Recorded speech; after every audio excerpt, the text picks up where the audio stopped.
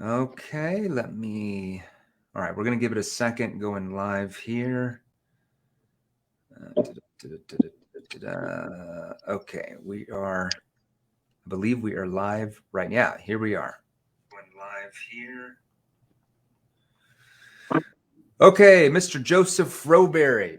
Let's give everybody a second. We'll have everybody will start joining here as they get notified.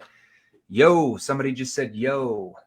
Nick, Chris, Okay. what's up? All right, so today we've got the privilege, we've got the pleasure of interviewing one of our clients named Joseph Rowberry. Joseph, I've had you on one other time here since we've started in the last year, but I think it was about a year ago, maybe a year and a couple months ago when we started the group. You were one of the first people we interviewed. And I want to, we're going to break down your sales process.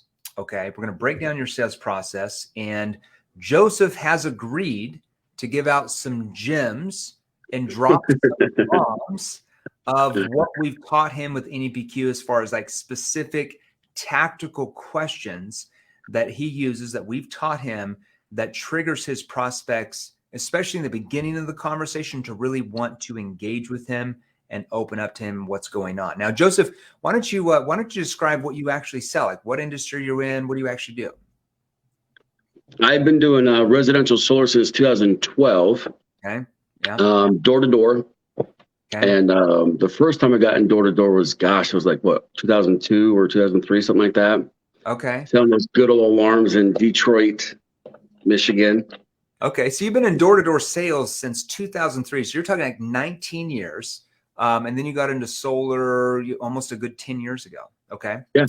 All right. So So if you're brand new, now I'm going to just get this out of the way because they asked me to do it. The powers that be in the company. I'm just me. Okay. So if you're brand new to the Facebook group, if you're on the Facebook group watching us right now, or I think we're going live on LinkedIn as well, and we're also going live on my personal Facebook. Okay. I am the founder and chairman of Seventh Level, and we are an organization that helps people exactly like you. So we help salespeople like you. We help coaches like you. We help sales managers and executives like you. We help business owners, entrepreneurs transform the way you and your team sell by learning specific skilled questions and techniques that work with human behavior rather than work against it. Now, Joseph's going to show you some of those questions today that we have taught him specifically that you'll be able to use in your industry. Doesn't matter what you sell. Okay. These questions that he's going to give you access to help put your prospects at ease, eliminate sales pressure. Can you imagine that even on the doors, which is what he does? Okay. And get the prospect to want to open up, to want to engage, and actually gets them to persuade themselves. Now, if you want to learn more details about how we can help you sell a lot more of your products and services than you are now, like we have for thousands of clients, Joseph being one of those, he only makes like 80 grand a month in commissions. He's pretty broke. But if you want to be those type of people and get those type of results, like our clients, in the comments section, post hashtag NEPQ. So in the comments, post hashtag NEPQ. Either myself, Marco Cortese, our Chief Revenue Officer, or Matt Ryder, our CEO, will message you more details to see if we can help you as well. Now, if you're on live right now, I want you to go down to your phone. You got to be good. Go down to your phone in the comments section and post hashtag live. If you're on live right now, I want to see, there's about 51 of you total here from LinkedIn and the Facebook group on. So I want to see hashtag live. So hashtag live in the comment section. And if you're on the replay, I want you to post hashtag replay. Thanks, Jeanette. Jeanette posted hashtag live. Well done, Jeanette. We're going to give you some good stuff. All right, Valerie, thank you. So hashtag live if you're on the live. If you're on the replay, post hashtag replay. Now, I also want you to grab your phone and start smashing the heart button. I want you to smash the like button. I'm not gonna have him reveal these questions and techniques we've taught him without you guys smashing the heart button, like button. I'm gonna hold you hostage. I better see hundreds of like buttons and heart buttons being smashed. All right, Anthony, Brad, Andy, well done. Coming in. All right, now, Joseph. So you've been in sales for, a long time. You got into door to door. So door-to-door salesperson, okay, how the hell did you go from what you were making, which I believe was like a low six-figure income, to within a few years making $80,000 a month in commissions and actually making $1 million a year in commissions?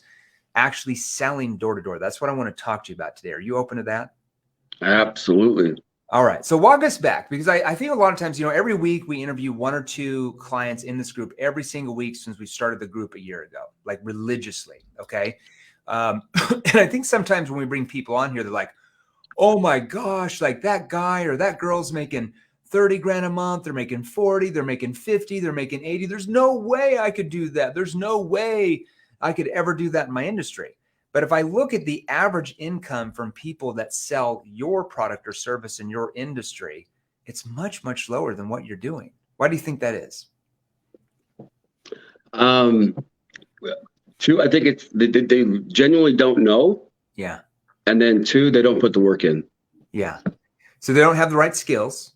Mm-hmm. And because they don't have the right skills, especially if you're going door to door, they face a lot of rejection because they don't have the right skills. And that probably triggers them to stop working because they can't take the rejection, which nobody would want all that rejection. I don't want the rejection. I couldn't take it. Right. You need some thick skin. That's a twofold problem. Or a little dents in the head. Yeah. Right? So, were you born out of your mother's womb having all these advanced questioning skills and tonality, or is that something you acquired and learned how to do? I came across your content, Coach. Absolutely not. I'm Idaho farm boy. Literally, in 2nd grade, I literally had to take speech lessons in 2nd grade. Okay. Like, all right. So you're slow down and enunciate. Oh gosh, I get so frustrated. Anyways, you're a real human being. You brush your teeth in the morning. You tie your shoes. You eat food. You drink water. You're not like some superstar alien. Okay. So and I say that just in a joking manner because sometimes people are like, oh my gosh, like there's no way I could make that. I looked up what the average person makes in your industry on a monthly basis, and it's a little bit over $5,000 a month in commissions. Did you know that? Yeah, it's about $60,000. The average person in your industry in solar makes about $62,000 a year. That's the average salesperson. You are making more than that every month in commissions. Now let's talk about how you're doing that. Okay. So let's walk back for a couple minutes, and I'm gonna ask you some specific pointed questions about objections you're getting, how we've what we've had you asked to overcome those. Let's talk about how you're able to trigger urgency in the sale. We're going to get some very pointed discussions here so that people can write this down for their industry as well. Okay.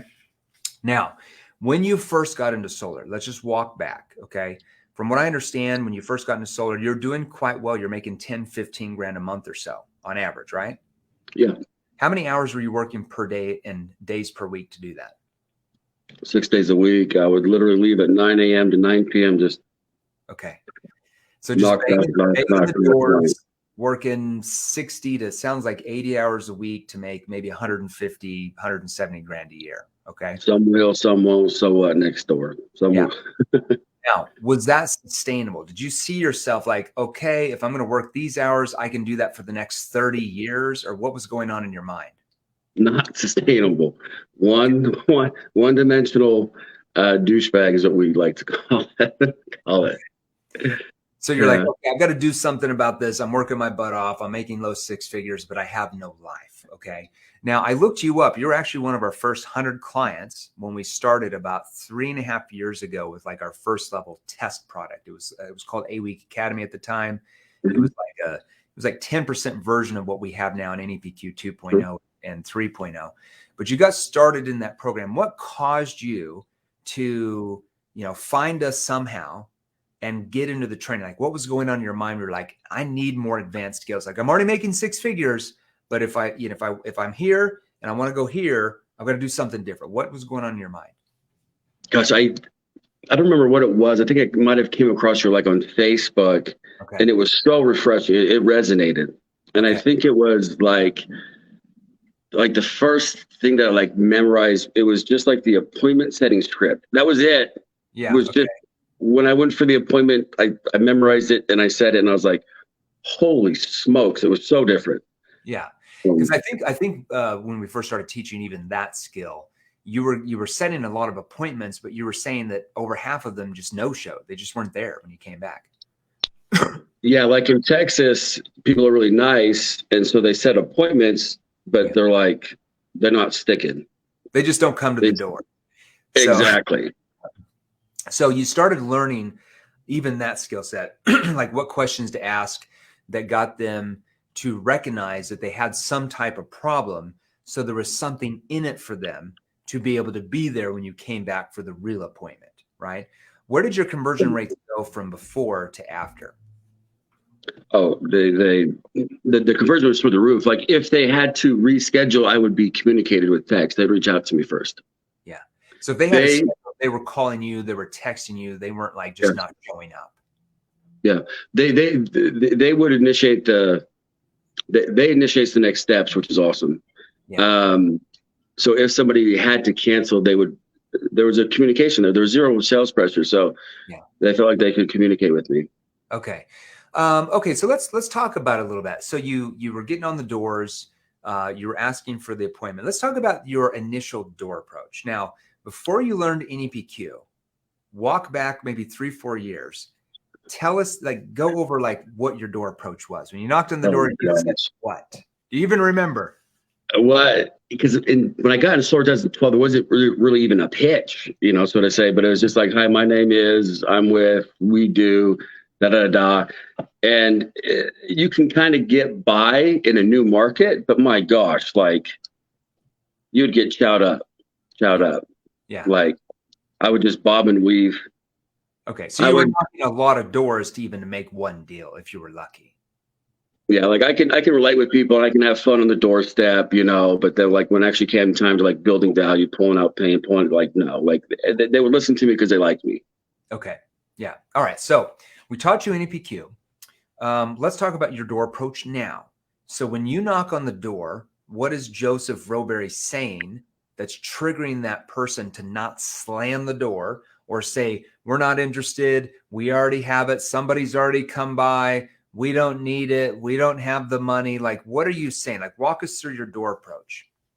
Yeah, if I hear if you hear not interested, you haven't created enough curiosity.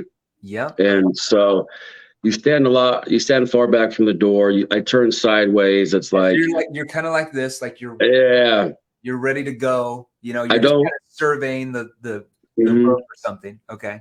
I have like a John Deere hat or like a visor, like construction. Let's talk about that. Why do we teach you to wear like something low key, casual that didn't smell like a salesperson?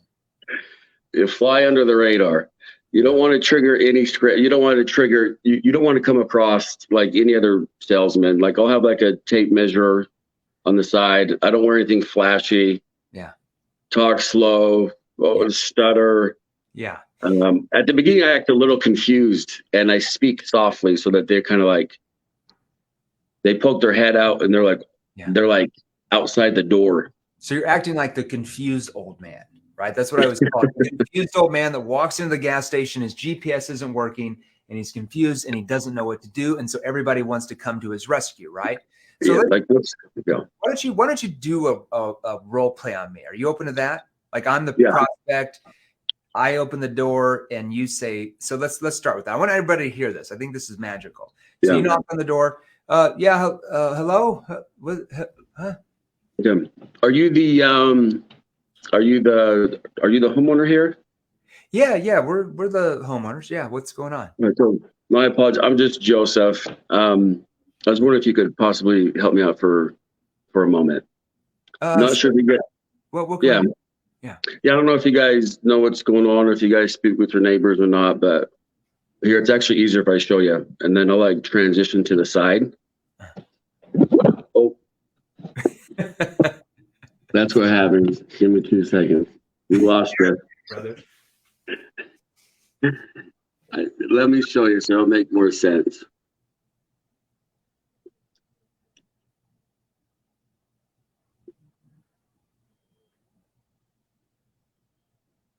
Read.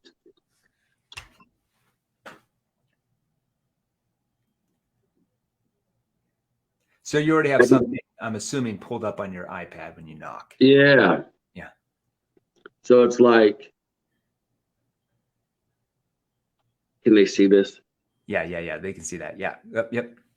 Yeah. So I'll have that pulled up. Maybe you can help me out for a sec, and then you can leverage that a lot. But I'll stay detached. Like, hey, are you the homeowner here? Okay, perfect. Yeah, Yeah, I'm the homeowner. Yeah, what's oh, going on? perfect. Yeah, no, I'm just Joseph, and I apologize. I can't stay long. I got an appointment I gotta get to, but real quick, maybe you could help me out. I'm not sure if you know what's going on. Easier if I show you. Transition to the side. Okay. These are your neighbors here. This is your house here. All these people, they buy their electricity from us, not Nevada Power. No, we're not selling solar panels. And then, is it a ridiculous idea if we decided to stop selling solar panels and instead just sell the electricity? Is that like a crazy idea? Yeah. That's like an opener that I use sometimes. Okay. And what do they say with that? They're like, no. Yeah. And then on the doorstep, there's a lot going on, so you have to keep it simple. Yeah. I say that question to get like in a two-way dialogue. Yeah. And then I say the same thing just another way. So I'm like, yeah, like I said, not here to bug you about buying panels. If that made sense, you probably would have had it already. Reason we're out here is just to compete with NV Energy. What was like the main reason you chose them to be your electric provider? And they say, like, oh, we didn't have a choice. Exactly. Okay. And it's like, are you opposed to people having a choice? Is that like a bad thing? Yeah. We're like, no. And then I'll find a couple pain points. My favorite pain point would be like, and when they raise your rates, do you have a choice? Yeah. And they're like, no. Yeah. And then I'll say, what type of agreement do you have with your electric provider that allows them to raise your rate and not even need your permission? Are you okay with that? Do you agree with that? Yeah. They say no. Okay. And then you got to probe deeper. You got to peel all the layers of the onion. Yeah. You say, well, what is it about that you don't agree with exactly? What don't you agree about that? Okay, so you're probing deeper. So you're helping them find, like, what you're basically doing, Joseph, is you're asking, certain situation and problem awareness questions that allow the prospect to see that they even have a problem, because most people in what you're doing don't realize they even have a problem, right? They just pay you the utility bill. They just think that's the normal thing to do. Everybody pays the utility bill. They don't have a choice. So they don't know what they don't know. So you can't go in there telling them that, because that just goes in one ear out the other. You're asking them questions that allow them to tell themselves that, and to create that problem in their mind that I didn't even know there were other options for this. Like, I've never thought about this before. Is that what you're doing? Yeah, 100%. And so like I have a tons of solution questions and tons of conscience questions. And in my experience, I get the most traction off of that one. And on the doorstep, I usually do a 2-touch sell. I don't want to, when I first picked up NEPQ, I would go too far on the doorstep to the point where it's like they had to make a decision. And so I had to like learn when to like set the appointment and come back. And that took like a little bit. So usually that's enough pain right there. Yeah. To get an appointment to stick. Okay. And at the end, how do you set up the appointment? What are you saying at the end to make sure they stick? It's like, well, with your permission, Mr. Jones, I'd like to suggest as the next step is that we come back when you and your spouse are here to go through a few of the details on how this might work for you. Because to be frank, I'm not quite sure it would. Would that be appropriate? Yeah. See what Joseph did there, because he said, to go through a few details with you and your spouse, because to be frank, it might not even work for you. Now, the reason why we've taught him how to ask that is because it disarms the prospect where they don't feel sales pressure. You're admitting that you might not be what they're looking for. Now, do we know that you can help them? Of course. Okay. But we can't be overly biased. We have to be neutral and admitting that we might not be able to help them. That triggers them, because you're coming to them, like you're cold calling them, to be more trusting that, okay, this person's not just here to cram something down my throat. They actually care about what's going on. Okay. So it's all about disarming. We call that the ABDs of selling. Always be disarming, because especially it doesn't matter what you sell. It can be business to consumer, like Joseph is talking about. It can be B2B sales where you're selling to corporations. If you don't learn how to disarm the prospect from the beginning, the prospect tries to get rid of you very, very quickly.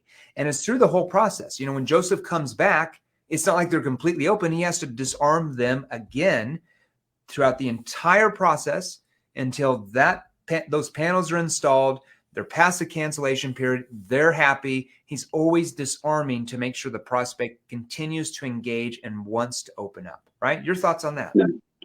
I think one big thing is at the beginning, he used to make me wear a rubber band, and I had to wear a rubber band anytime I assumed to sell. So we have to like get sensitivity back. So I think one thing that that will take a little bit of time is asking the question, can I ask why you asked that?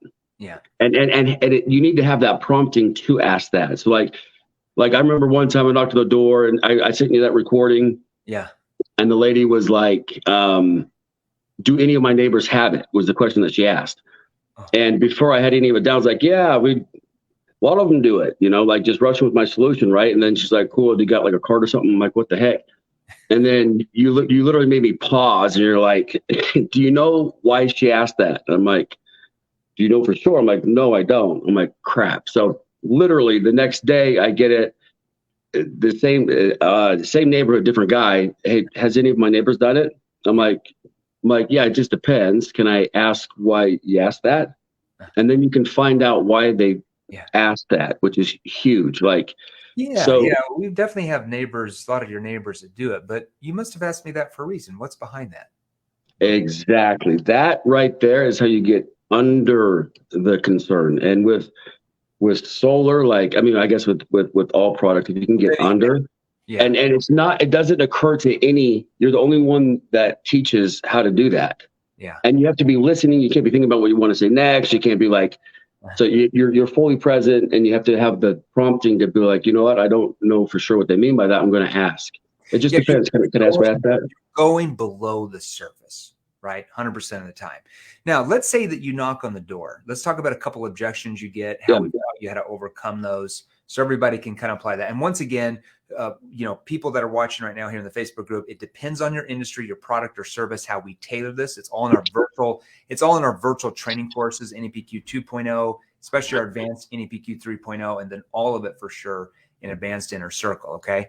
So Joseph, if you knock on the door, if you knock on the door, I open up the door, and after like 30 seconds, I'm like, you know what? We're not really interested in that. How would you respond to that? So that's not a problem. To be frank, it hasn't been worth being interested in. Too expensive, takes forever to get your money back, doesn't save you that much. This is like a little bit different. It might not be for you, and then if I'm selling a PPA, I would say, instead of trying to sell you this $30,000 solar system, we just sell the electricity it produces, and that electricity costs, far less than if you're buying from the power lines. To be frank, though, I don't know enough about you and your situation to know if we could even do that for you. I should probably ask, and then boom, right into your first situation question. Okay. So you're addressing their concern. You're not trying to sweep it underneath the rug. You help them. You ask a diffusing question. You're discussing it like two people working together. You ask a diffusing question and then stroll right into your first situation question. Yeah. How do people typically respond when you do that? Really good. That one works wonders. Like there's nothing cooler than training a rep and have him memorize that, and then to have him flip. A customer it happened the other day. I got this Spanish kid that I'm training up, and you got those doors that you can't see anything. They look like little BBs and shit, so you can't read anybody. You have no clue, what the heck. And it was with that, and then he literally, like, we worked on it that day, and he literally flipped it. 2 minutes later, we're inside the house getting a copy of the utility bill. So it was cool. 100%. Now let's talk about let's talk about your problem awareness questions. What's one good problem awareness question that we taught you that triggers them to start realize that they actually have a problem that maybe they didn't know they had before you knocked on their door? Problem awareness, it's like, well, this is your bill. Like, obviously we haven't had a choice, so it's not like this is, front of mind. But like, I'll either do like, what do you like about it? Possibly dislike about it. Or I'm like, okay, well, why? And then probe deeper off that. Like, why that though? Or what bugs you the most about this, if anything? Is another question that I like. I'm looking at detail. So they show you the bill. They show you the rate hikes, I'm assuming. So they show you the bill and just say, okay, what type of rate hikes have you had from the utility companies over the last 3 months, 6 months, 12 months? Oh, do they probably say, I don't know? Or what would they say to that? They're like, they don't know. They assume that it goes up. A lot of people just comes out of the account. It's like, okay, cool. How long have you guys been here? Okay, cool. Do you know why that is? Like, okay, cool. It's like, okay, nobody knows. Those things are impossible to understand, and obviously they keep that. Yeah. It's like what? Anyways, but who has, have you thought about the consequences of somebody else having, 100% control over your electric bill? Well, and just so you're aware, I mean, it's not bad. I mean, they're going to raise it like 5-6% a year. But over the course of 2 or 3 years, you're paying 20 to 30% more. Do you want to keep doing that, or would you rather look at something that's possibly better? See, that's a problem awareness question you can ask for your understanding. I haven't even taught you that one yet. Oh, no, you have it. Yeah. See, here you go. I'm teaching you a little few skills here. You've been in the for my solar peeps, I want to give them another one. So a lot of a common objection they'll get, like, oh, I'm good. Oh, I'm good. Yeah. It's like, compared to what, right? But don't say that. That won't get you anywhere. But it's like, that's not a problem. To be frank, that's actually exactly why I'm here. Keep in mind, I haven't picked your home yet. A lot of people we can't even help. This would just give you the ability to own your power for less than what you're paying now, so you don't have to pay an electric bill for the rest of your life. Now, I'm not sure if I could do that for you. I should probably ask. Boom. And then people react to that when you do that. Oh, you flip them. That's unbelievable. Yeah. So there's a lot of disagree with their objection. So on the doors, it's a little bit different than if you're, cold calling B2B, or if you're have an inbound lead or an outbound lead and they have that same type of concern.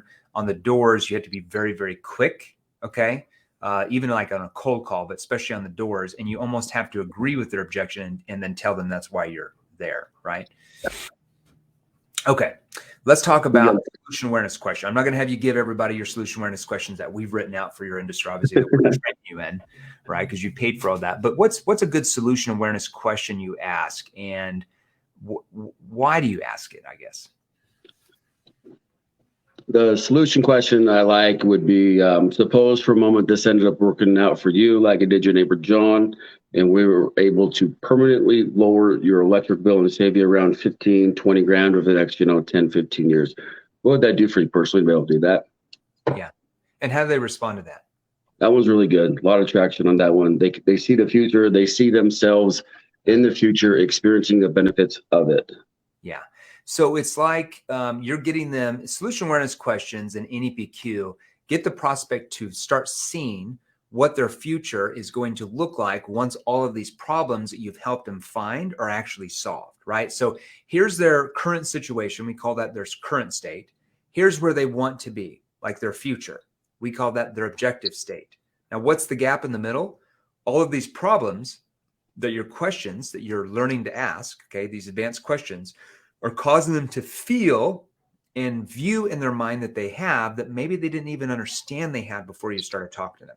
The bigger that gap, based on your question skills, which you can learn all of that in our NEPQ virtual training courses like Joseph has, the more likely they are to make that sale, like very high chance. Now, the smaller the gap, because you don't have those questions, you don't have advanced question, you don't understand the tonality to use that and clarify and probe and help them relive the pain, then it starts to look like just another bill. And that's where they try to get rid of you very quickly. It's a big, massive difference. Your thoughts?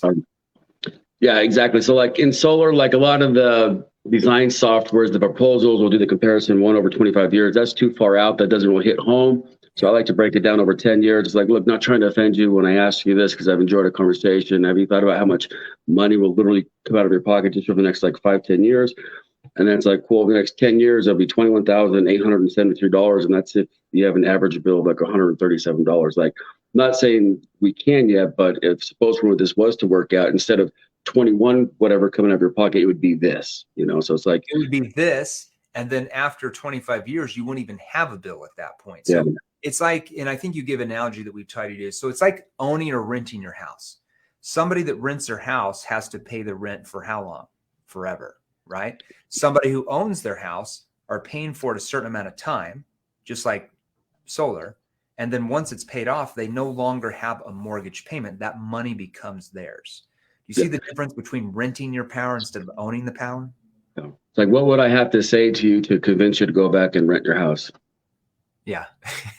Yeah, exactly. What do they say with that? They're like, oh, it's like the first. You have to, just like you always taught me, Coach, like you have to ask the question. It's only through a question that will get them to see it differently. Telling is not selling. Yeah. You have to use neutral languaging. You have to be detached. And if that's there, you'll have a right feel. You're not going to be getting in these power struggles. Yeah, 100%. So that's a consequence question that we try to ask. There's other consequence questions that you would ask around that as well, but I wanted them to hear that. So then you kind of run through your presentation. How have you structured your presentation where it emotionally connects the dots with the prospect rather than just talking about features and benefits and they zone out? Yeah, it's like how do you see the advantages or what resonates with you the most, or how do you see the advantages of this, if anything? Mm-hmm. Or how do you, like, if at that point I usually know if it's going to be like a PPA or a lease. Yeah. It's like, okay, cool. So like, obviously you own the house here, the 2 cars in your driveway, those aren't rented. So it's like, I guess, like, how do you see the advantages of owning versus renting when it comes to your electricity? Yeah. 100%. That's a good point, right? And they say what? How do they respond to that? Oh, they're like, everything that you previously told them, like, oh, I can own it. You're in control. Okay, so that's important to you then. Okay. Why is it so important to you now, though? Yeah. So that's the urgency in their mind of why it's so important for them to do now, right? So you do get far less, I want to think it over, or I need to keep looking around. Let's get into the commitment stage of the process. Like I said, I'm just having you give a few little nibbles, little hors d'oeuvres of what we taught you. I'm not going to give away the farm. This is all in our virtual training course for any industry, any product, any service. Doesn't matter what you sell. We train hundreds of different industries at this point. Joseph's being one of those as well. What's a commitment question that we've taught you how to use, and then why do you use it? I like my 2 favorites, and one isn't even a commitment question, but I've kind of turned it into one a little bit. Yeah. Mm-hmm. And it's the at the end, I'm like, we need to get going, but just up to this point, it's a check-in question technically. Do you feel comfortable with what we've covered just up to this point? And they'll be like, yeah, but then I'll probe deeper on that. I'm like, why though? Can I ask why you feel comfortable though? Yeah. And they tell you every hot button right there. And then my favorite one is the do you feel like this is something you can do that will get you what you're wanting? Yeah. Do you feel like this is something you can really put in the home to really get you where you're wanting to go? Or it can be, do you feel like this could be the answer for you so you can save that money, right? You're attaching the benefit of what they said they wanted to the commitment question, okay? Rather than saying to you, when do you want to take delivery? Tuesday at 4 or Wednesday at 5, right? You don't want to assume there, okay?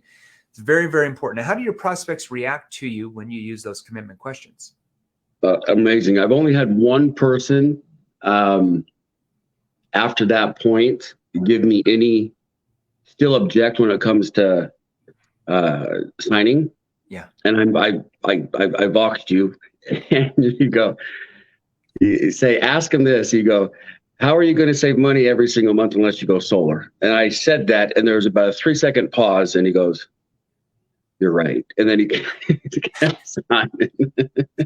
So how are you going to, save on your monthly bill if you keep paying the utilities that keep going up 5 to 6% every year? So it's like almost like a consequence question at the end, right? That helps them. And they're like, oh yeah, that's right. Like, how can I? There's no way I can when they think about it. So it's a no-brainer for them to want to move forward at that time.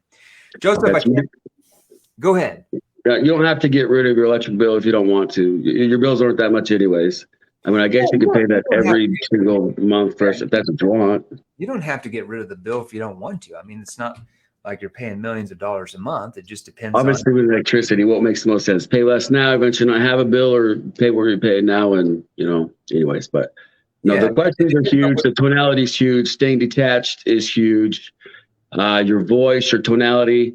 And then listening, you got to record it and you got to listen, because you got to get under their concern, and they'll resolve their own concerns, but you need to know when to ask that.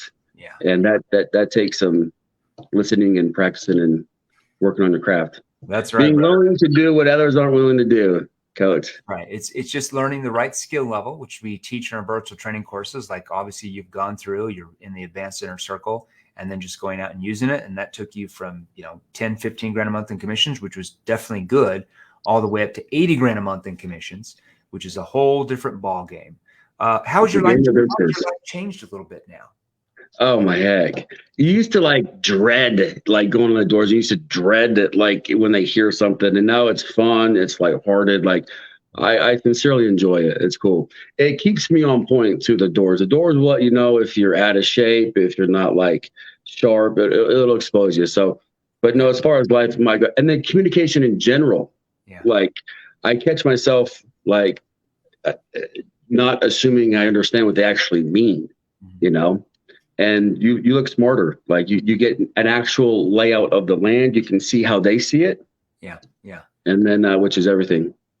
And the trust, like they literally compliment you. Like they literally like compliment you, like zero pressure. You know more about their situation than anybody.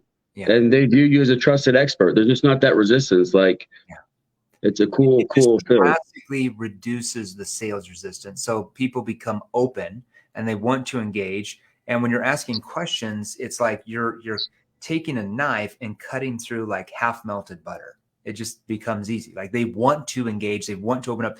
They're not just staying surface level with you. Because if you don't know the right questions to ask, where they're allowing you to, and they're opening up, all you're going to get is that at the very end, you're just going to get logical based answers. And they're going to say, well, I need to keep shopping around.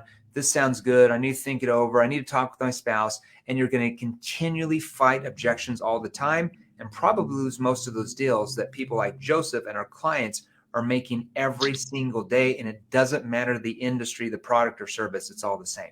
Any last words of advice you'd like to give everybody? Don't take counsel from your peers, man. Go do it. Yeah. Just go do it. Learn the right skills. Selling becomes pretty easy and extremely profitable. And so much profitable, you can even buy John Deere hats like Joseph. Let's get a plug for John Deere. Nothing runs like a deer. John Deere. Joseph is John Deere is his official sponsor now. I love it, man. That's hilarious. Hey, I want to thank you. I know you're right in the middle of a work day, so I know you came back to your hotel room. I know you're out somewhere where you're at, like Central California or something. Yeah, like the Apple Valley area. Yeah, you're out selling a solar blitz with your team this week, crushing the deals. I'm sure you're going to make a lot of money. You'll have to post about it here at the end of the week. I'm sure everybody will know how much money you made. Forget it. All right, so guys, if you want to learn more skills like this, you want to learn, kind of what we train Joseph and all of our other clients in any industry, any product or service, in the comment section. If you want to start getting those type of results, in the comment section, just post hashtag NEPQ. Anthony said, just started 2.0 a couple of days ago. This is so sweet to see. Well done, Anthony. You're just barely starting your journey, my man. But in the comment section, post hashtag NEPQ, either myself or Marco Cortese, who is our Chief Revenue Officer. He's the cool guy that looks really cool, like the model. Or Matt Ryder, our CEO. We'll message you more details to see if we can help you as well. Now, we will go live tomorrow at 5 p.m. Eastern. So tomorrow, tune in. Make sure you set your notifications on your phone that when we go live in the Facebook group, you get notified. This group has over 15,000 sales professionals in it now. So if you don't set your notifications on Facebook to notify you when we go live, more than likely you've got a 5% chance that Facebook's going to show that to you. So make sure you set your notifications on your phone that when Sales Revolution Jeremy Miner goes live, that you get that little feed there that says Jeremy Miner's live in the Sales Revolution group. Tomorrow you can ask me any question. So it's a live Q&A for about 35 minutes. You literally can come at 5 p.m. Eastern. That's 5 p.m. Eastern, 2 Pacific. And you can ask me any question in regards to selling or sales. Doesn't matter your product or industry. I guarantee you we're already training companies or salespeople in your space right now. All right, Joseph, I'll let you get back to work. Thank you so much. I appreciate it. And I love how much value you add. Seriously, it's been so life-changing for me. I love it. From bottom up, for real. Appreciate it. Thank you. Post at the end of the week how many sales you did and what type of money you made. Everybody's going to want to know. All right, done. I'll keep you posted. All right, brother. Everybody take care. We'll see you tomorrow, 5 p.m. Eastern, live in the Facebook group. See you guys then. All right.